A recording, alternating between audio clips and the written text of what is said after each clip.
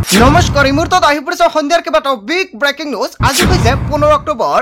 দেশৰ কোটি কোটি কৃষকৰ বাবে ভাল খবৰ। পিএম কিষাণে 21 নম্বৰ কিস্তিৰ টকা পোনে সোমাব আপোনালোকৰ বেংক একাউণ্টত। কালি চেক কৰক আপোনাৰ একাউণ্ট। যদি একাউণ্টত কিবা সমস্যা আছে অতি শীঘ্ৰে সমাধান কৰক। যিসকল ব্যক্তি এতিয়ালৈকে চৰকাৰী ঘৰ পোৱা নাই ভাল খবৰ। চৰকাৰে নতুনকৈ চৰকাৰী ঘৰৰ বাবে জিঅ' টেকিং কৰি আছে। চৰকাৰী ঘৰৰ নতুন তালিকা প্ৰস্তুত হৈছে। তালিকাত নাম নাথাকিলে নতুনকৈ কৰিব লাগিব জিঅ' টেকিং। 18 তাৰিখ হৈছে শেষ সময়সীমা। লগতে লাখ লাখ মহিলাৰ একাউণ্টত চৰকাৰে 10,000 কোটি টকা প্ৰদান কৰিব। অৰুণোদয়ৰ প্ৰতিজন হিতাধিকাৰীৰ একাউণ্টত 1250 টকা নাপালে আজি দিয়ক আপুনি অভিযোগ। লগে লগে একাউণ্টত 1250 টকা পোনে সোমাই যাব।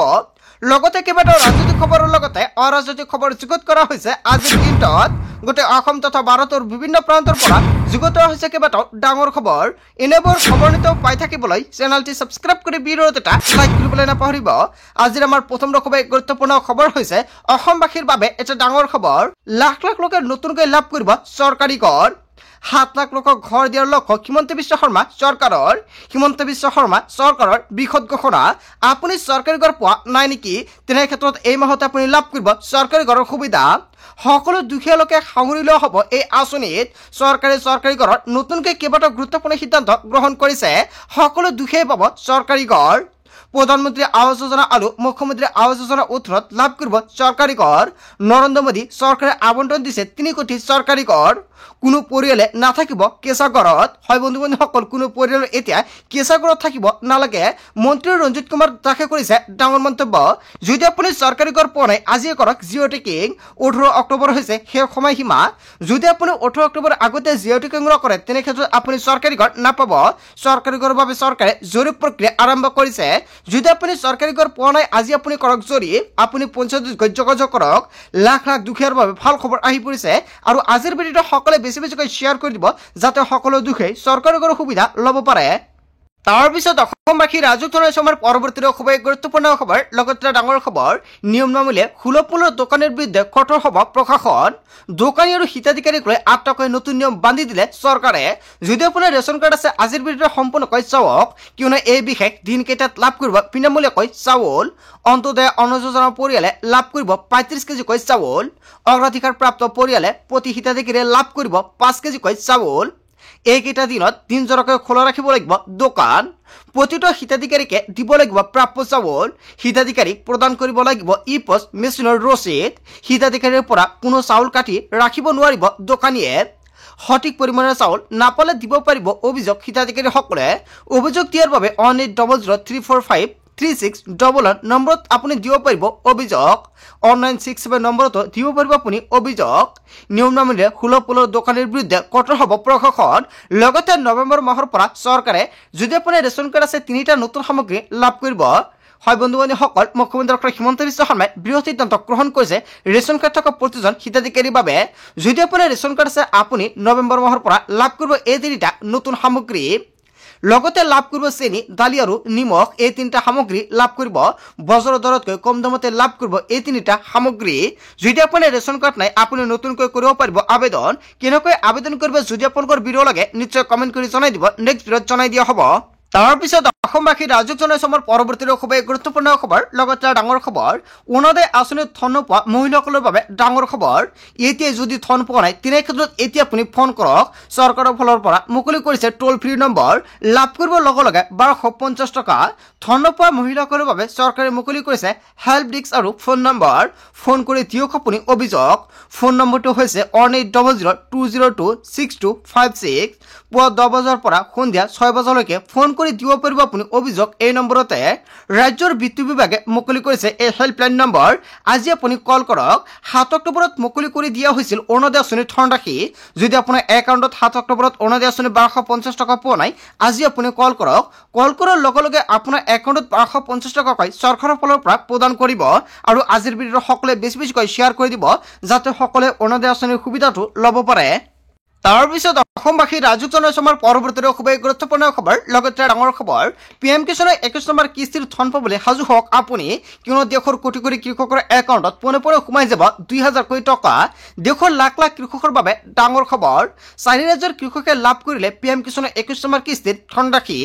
যিকোনো মুহূৰ্তত পিএম কিষাণৰ ধন লাভ কৰিব কৃষকসকলৰ একাউণ্টত। নতুন নিয়মেৰে এইবাৰ দেশৰ কোটি কোটি কৃষকৰ একাউণ্টত জমা হ'ব ধনৰাশি। ইতিমধ্যে 4 ৰাজ্যৰ কৃষকে লাভ কৰিছে পিএম কিষাণৰ ধনৰাশি। পাঞ্জাৱ, হিমাচল প্ৰদেশ আৰু উত্তৰাখণ্ড আৰু জম্মু কাশ্মীৰত বিতৰণ কৰা হৈছে 21 নম্বৰ কিস্তিৰ ধনৰাশি। বান আৰু বৰষুণৰ বাবে 4 ৰাজ্যত আগতীয়াকৈ দিয়া হৈছে পিএম কিষাণৰ ধনৰাশি। শীঘ্ৰে আন ৰাজ্যৰ কৃষকসকলৰ একাউণ্টত জমা হ'ব 21 নম্বৰ কিস্তিৰ ধনৰাশি। আজি কৰি লওক আপুনি EKYC। পিএম কিষাণৰ প্ৰতিজন হিতাধিকাৰী EKYC কৰাটো বাধ্যতামূলক। যদি আপুনি এতিয়ালৈকে EKYC কৰা নাই EKYC কৰক। যদি আপুনি লেণ্ড শেয়াৰিং কৰা নাই লেণ্ড শেয়াৰিং কৰক। যদি আপুনি আধাৰ কাৰ্ডৰ লগত বেংক একাউণ্ট লিংক কৰা নাই এই 3টা কাম অতি শীঘ্ৰে কৰি ৰাখক। অন্যথা পিএম কিষাণৰ 21 নম্বৰ কিস্তিৰ টকা আপুনি চৰকাৰৰ ফালৰ পৰা প্ৰদান কৰিলেও আপুনি নাপাব। লগতে যদি পিএম কিষাণৰ প্ৰতিজন হিতাধিকাৰীৰ বাবে কিবা অসুবিধা হৈ থাকে পিএম কিষাণৰ বিষয়ত নিশ্চয় আপুনি কমেণ্ট কৰি জনাই দিব, সম্পূৰ্ণকৈ সহায় কৰা হ'ব। তাৰ পিছত অসমবাসী ৰাজুক জনাইছো আমাৰ পৰৱৰ্তী খুবেই গুৰুত্বপূৰ্ণ খবৰ। লগতে ডাঙৰ খবৰ, BTCৰ দায়িত্বভাৰ লৈ হাগ্ৰামা মহিলাৰ একশ্যন ষ্টাৰ্ট হৈ গৈছে। প্ৰতিটো ভূমিহীন পৰিয়ালে লাভ কৰিব ভূমিৰ পট্টা। প্ৰতিটো দৰিদ্ৰ পৰিয়ালে লাভ কৰিব চৰকাৰী PMUৰ ঘৰসমূহ। PMUৰ ঘৰ লাভৰ বাবে নতুনকৈ কৰা হ'ব ছাৰ্ভে। প্ৰতিটো পৰিয়ালে জিঅ' টেকিং কৰাৰ বাবে সাজু কৰক নথিপত্ৰ। হয় বন্ধু বান্ধৱীসকল, এটা ডাঙৰ খবৰ আহি পৰিছে। 18 অক্টোবৰ জিঅ' টেক কৰাৰ অন্তিম তাৰিখ আৰু 18 অক্টোবৰ ভিতৰতে সকলোৱে কৰিব লাগিব জিঅ' টেকিং। BTC বাসীৰ বাবে প্ৰথম কাৰ্যনিৰ্বাহক বৈঠকতে বৃহৎ ঘোষণা কৰিছে হাগ্ৰামা মহিলাৰীয়ে। তাৰপিছত অসমবাসী ৰাজুক জনাইছে আমাৰ পৰৱৰ্তী খুবেই গুৰুত্বপূৰ্ণ খবৰ। লগতে ডাঙৰ খবৰ, বাক্সা জিলা কাৰাগাৰলৈ প্ৰেৰণ কৰা হৈছে শ্যামকানু, সিদ্ধাৰ্থ সহ 5 অভিযুক্তক। গুৱাহাটীৰ পৰিৱৰ্তে বাক্সালৈকে প্ৰেৰণ কৰা হৈছে আটাইকেইটা অভিযুক্তক। নিৰাপত্তাজনিত কাৰণত বাক্সাৰ নিকাচিৰ কাৰাগাৰলৈ প্ৰেৰণ কৰা হৈছে। নৱনিৰ্মিত কাৰাগাৰখনত এতিয়ালৈকে নাই কোনো ধৰণৰ কয়দী বা হাজতী। 2000 কয়দী আৰু হাজতী ৰখাৰ সক্ষমতা আছে কাৰাগাৰখনত। আৰু 5 অভিযুক্তৰ হৈ ওকালতি কৰিবলৈ নোলাল কোনো অধিবক্তা। আদালতত এজনে অধিবক্তা 5 অভিযুক্তৰ পক্ষ নললে। বাক্সা জিলা কাৰাগাৰলৈ প্ৰেৰণ কৰা হৈছে শ্যামকানু মহন্ত আৰু সিদ্ধাৰ্থ সহ 5 অভিযুক্তক। তাৰপিছত অসমবাসী ৰাজুক জনাইছো আমাৰ পৰৱৰ্তী খুবেই গুৰুত্বপূৰ্ণ খবৰ। লগতে ডাঙৰ খবৰ, ভাইৰেল হয় জুবেন গাৰ্গৰ পষ্টমৰ্টেম ৰিপৰ্ট ফেক। ছ'চিয়েল মিডিয়াত ওলোৱা পষ্টমৰ্টেম ৰিপৰ্ট তথাকথিত বুলি ডাঙৰ খবৰ আহি পৰিছে। যিটো ৰিপৰ্ট পাইছে সেইটোত ডক্টৰৰ কোনো চহী নাই। ভুৱা বাতৰি প্ৰচাৰ নকৰিব আহ্বান জনাইছো। ছ'চিয়েল মিডিয়া নজৰত ৰাখিছো। কোনে এই কাম কৰিছে আমি চাই আছো। এই ভুৱা প্ৰচাৰৰ বাবে সোনকালে একশ্যন লোৱা হ'ব, মন্তব্য কৰিছে SITৰ মুৰব্বী মুন্না প্ৰসাদ গুপ্তাই। তাৰপিছত অসমবাসী ৰাজুক জনাইছো আমাৰ পৰৱৰ্তী খুবেই গুৰুত্বপূৰ্ণ খবৰ। লগতে ডাঙৰ খবৰ, বিয়াৰ ৰাস্তা বনাই বাহানা দিলে নহ'ব চৰকাৰ আৰু পৌৰসভাই। ৰাস্তাৰ গাত কেৱল এয়াই নহয়, বেয়া পথত মৃত্যু হ'লে নাগৰিকক দিব লাগিব ক্ষতিপূৰণ। বেয়া পথৰ বাবে মৃত্যু হ'লে দিব লাগিব 6 লাখ টকাৰ ক্ষতিপূৰণ। ৰাস্তাৰ গাঁতত পৰি আহত হ'লে দিব লাগিব 2,50,000 টকাৰ জৰিমনা। ন্যায়ালয়ৰ কঠোৰ নিৰ্দেশনা চৰকাৰ আৰু পৌৰসভালৈ। সুচল পথ লাভ কৰোঁতে দেশৰ নাগৰিকৰ জীৱনৰ অধিকাৰ।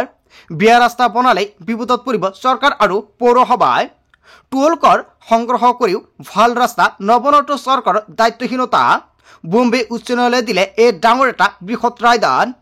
তাৰপিছত অসমবাসী ৰাজুক জনাইছো আমাৰ পৰৱৰ্তী খুবেই গুৰুত্বপূৰ্ণ খবৰ। লগতে ডাঙৰ খবৰ, BTCত BPF বিজেপিৰ মিত্ৰতা চূড়ান্ত। একেলগে কাম কৰিব BPF আৰু বিজেপিয়ে। BTCত একলগ হ'ব হাগ্ৰামা আৰু সীমান্ত। BTCৰ উন্নয়নৰ স্বাৰ্থত একেলগে কাম কৰিব বিজেপি আৰু BPF-এ। BTC ৰাইজৰ উন্নয়নৰ বাবে ডাঙৰ সিদ্ধান্ত গ্ৰহণ কৰিছে। MCLA বিজিত গৌৰা নাৰ্জাৰীক BTC বিধানসভাৰ উপাধ্যক্ষৰ দায়িত্ব দিয়া হৈছে। কেৱল এয়া নহয়, বিজিত গৌৰা নাৰ্জাৰী হৈছে বিজেপিৰ MCLA। বিজেপি দলৰ দৰংজুলি পৰিষদৰ MCLA বিজিত গৌৰা নাৰ্জাৰী। অচিৰেই অমিত শ্বাহক সাক্ষাৎ কৰিব হাগ্ৰামা মহিলাৰীয়ে। বিজেপিয়ে লাভ কৰিব 2গৰাকী EM। মুখ্যমন্ত্ৰীৰ সৈতে হাগ্ৰামা চলিছে সঘনে বৈঠক। BTCত BPF বিজেপিৰ মিত্ৰতা চূড়ান্ত হৈছে আৰু একেলগে কাম কৰিব BPF আৰু বিজেপিয়ে। হয় বন্ধু বান্ধৱীসকল, এটা বিগ ব্ৰেকিং নিউজ আহি পৰিছে। আজিৰ ভিডিঅ'টো সকলোৱে বেছিকৈ শ্বেয়াৰ কৰি দিব। তাৰপিছত অসমবাসী ৰাজুক জনাইছো আমাৰ পৰৱৰ্তী খুবেই গুৰুত্বপূৰ্ণ খবৰ। লগতে ডাঙৰ খবৰ, 1 লাখ অসমৰ প্ৰতিবাদত কমিব ৰাজ্যত। বিজেপিক ভোট নিদিয়াৰ হুংকাৰ প্ৰদান কৰি কঁপাব অসম। সমগ্ৰ অসমত প্ৰয়োজনত বন্ধ কৰি দিয়াৰ হুংকাৰ প্ৰদান কৰিছে। 1, 2 আৰু 3 নৱেম্বৰত অসমৰ 16 স্থানত 1 লাখ জনতা নামিব ৰাজপথত। জনজাতিকৰণ কৰিলেহে বিজেপিক ভোট দিয়া হ'ব বুলি হুংকাৰ প্ৰদান কৰিছে। 1 নৱেম্বৰত জোৰ সমদল শিৱসাগৰ, চৰাইদেউ, শিৱসাগৰ আৰু গোলাঘাটত কৰা হ'ব। 2 নৱেম্বৰত জোৰ সমদল কৰা হ'ব মাৰ্ঘেৰিটা, তিনিচুকীয়া আৰু শদিয়া।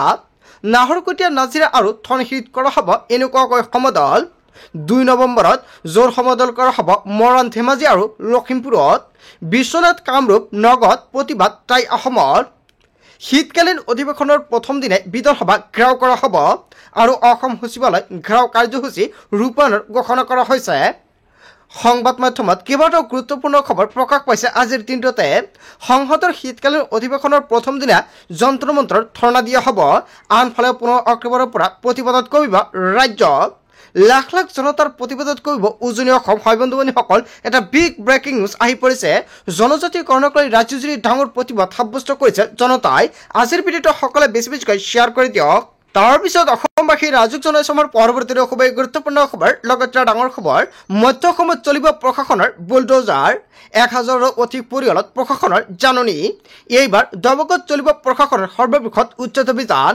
দবক আৰু যমুনা মৌডাঙ্গা সংৰক্ষিত বনাঞ্চলৰ অবৈধ বেদখলকাৰীৰ বিৰুদ্ধে চলিব উচ্ছেদ অভিযান দবকা উদমাৰী বেদখলকৃত ভূমিত বন বিভাগে চলাব উচ্ছেদ ঘৰে ঘৰে গৈ বন বিভাগৰ লোকে দিছে জাননী উদমাৰী পশ্চিম যমুনা গাঁও আৰু পূব যমুনা গাঁও আৰু নিগমত প্ৰশাসনৰ জৰীপ হয় বন্ধুবান্ধৱীসকল এটা ডাঙৰ খবৰ আহি পৰিছে অসমৰ মুখ্যমন্ত্ৰী ডক্টৰ হিমন্ত বিশ্ব শৰ্মাৰ নিৰ্দেশনাৰ পিছতে ৰাজ্যজুৰি ভয়ংকৰভাৱে এনেকুৱাকৈ জাননী প্ৰকাশ কৰিছে উচ্ছেদৰ বাবে তাৰপিছত অসমবাসী ৰাজুক জনাইছে আমাৰ পৰৱৰ্তী খুবেই গুৰুত্বপূৰ্ণ খবৰ লগতে ডাঙৰ খবৰ প্ৰশাসনৰ একশ্যন আৰম্ভ মুখ্যমন্ত্ৰীৰ নিৰ্দেশৰ পিছতে বৰকত আৰম্ভ হৈছে উচ্ছেদ অভিযান প্ৰথমবাৰলৈ বুলডোজাৰ শব্দত কপিল শ্ৰীভূমিৰ পাথাৰকান্দিত প্ৰশাসনৰ উচ্ছেদ অভিযান আৰম্ভ হৈ পৰিছে শ্ৰীভূমিৰ উপস্থিত হৈ মুখ্যমন্ত্ৰী ডক্টৰ হিমন্ত বিশ্ব শৰ্মাই দিছিল উচ্ছেদৰ নিৰ্দেশনা আৰু বহু লোকে ইতিমধ্যে টালি টোপলা বান্ধি এৰিছে ঘৰ দুৱাৰ ইতিমধ্যে সম্পূৰ্ণ সাজু হৈছে প্ৰশাসন হয় বন্ধুবান্ধৱীসকল অসমৰ মুখ্যমন্ত্ৰী ডক্টৰ হিমন্ত বিশ্ব শৰ্মাই শ্ৰীভূমিত উপস্থিত হৈ কৈছিল উচ্ছেদ আৰম্ভ হ'ব অৱশেষত মুখ্যমন্ত্ৰী ডক্টৰ হিমন্ত বিশ্ব শৰ্মাই নিৰ্দেশনাৰ পিছতে সম্পূৰ্ণৰূপে আৰম্ভ হৈছে উচ্ছেদ অভিযান আপোনাৰ গাঁও বা অঞ্চলত যদি উচ্ছেদৰ বাবে জাননী দিছে তেনেকৈ নিশ্চয় কমেণ্ট কৰি জনাই দিব কোনটো জিলা বা অঞ্চল সেৱা আপুনি জনাবলৈ নাপাহৰিব বন্ধুবান্ধৱীসকল গোটেই অসম তথা ভাৰতৰ বিভিন্ন প্ৰান্তৰ পৰা যুগত হৈছে কেইবাটাও ডাঙৰ খবৰ এনেবোৰ খবৰ নিতেও পাই থাকিবলৈ চেনেলটি সাবস্ক্ৰাইব কৰি ভিডিঅ'টো এটা লাইক কৰিবলৈ নাপাহৰিব। So thank you for watching full video.